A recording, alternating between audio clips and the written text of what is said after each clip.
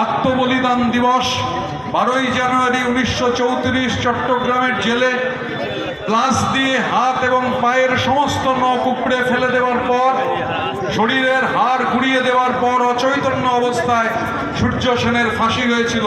সূর্য সেন এবং তারকেশ্বর দস্তিদারের। ব্রিটিশরা তার আগে যে ফাঁসি যত হয়েছে, তার আগে ভগৎ সিং এর ফাঁসি হয়েছে, মৃতদেহ ফিরিয়ে দিত পরিবারের কাছে।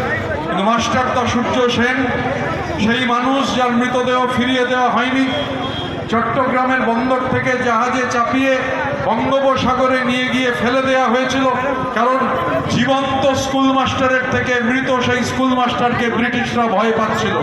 স্বামী বিবেকানন্দর অমলিন স্মৃতির প্রতি শ্রদ্ধা জ্ঞাপন করতে গিয়ে আমি সেই যুবকের কথা, তার স্মৃতিতেও শ্রদ্ধা জ্ঞাপন করতে চাই, যার 22 বছর যখন বয়স তখন তার বড় দাদা মারা গিয়েছিলেন।